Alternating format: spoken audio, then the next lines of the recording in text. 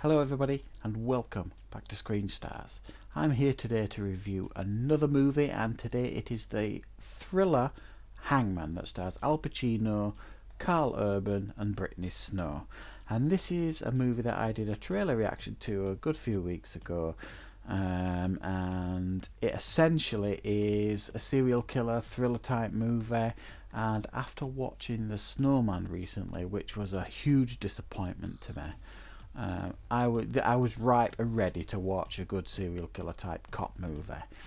And whereas this is certainly not in the high brackets of best films I've seen in this kind of genre, it was okay and it was quite enjoyable, if a bit predictable, and a bit by the numbers.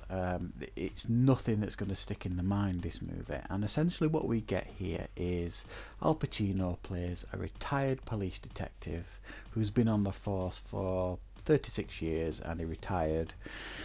And he essentially is brought back out of retirement by his ex-partner Karl Urban, who is called to a crime scene.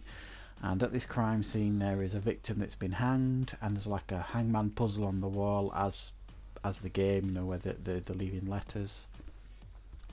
But at this crime scene is Karl Urban's badge number is etched into a desk, but also Al Pacino's police badge number is etched into a desk.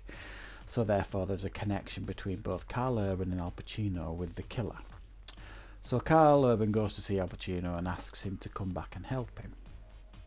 But also tagging along with them is Brittany Snow's character, who is a journalist, and she is doing a piece on the police department, and in particular Karl Urban's character. She wants to capture what it is to be a police detective in the modern day sort of thing. So she's with them throughout this movie, and there are some stupid moments in the movie where clearly you wouldn't allow a journalist anywhere near crime scenes, or anywhere where there's a potential killer, but it's a movie. You've got to kind of accept that this sort of thing goes on. So that's the movie really. It's the three of them on the trail of this killer, and this killer strikes at 11 o'clock every 24 hours, and they've got to try and piece together the clues that he leaves them, in the hope that they can get to the next crime scene before the murder takes place. So they're always playing catch up. It's a cat and mouse game. It's the killer keeps taunting them, leaving clues, and there is a connection between Al Pacino and Karl Urban and this killer, which you will learn about at the end. So that's the story that we get here. Now this movie has positives and it has negatives. Some of the negatives here are daft things really, like Al Pacino is a retired police detective. They bring him back to help on this case, but as the captain of the police department keeps reminding him, she basically keeps telling him, you know, you're here as a courtesy, you're not a policeman anymore, but they still let him run around with a badge and a gun.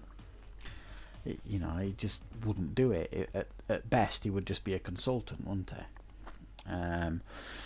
Like I say, the journalist angle with Brittany Snow's character is really only there for storytelling purposes. There's no other real need for her character to be in this movie.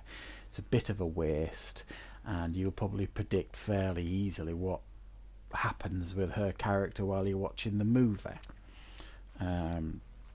So there's elements of this movie, and it's like ticking boxes sort of thing. All the characters are pretty dull. Karl Urban, who's very reliable as an actor, and he's fine in this movie, his character's pretty drab and dull, and not a lot to him. The performance by Al Pacino is odd. There's nothing really wrong with it. It just I don't know if he tried to play around with the character and give it a bit of different personality, but he kind of elongates his words and almost feels like he's playing a caricature of himself, Al Pacino. It's a bit of a strange performance. You kind of get used to it, but it's a bit jarring at first. But it's Al Pacino.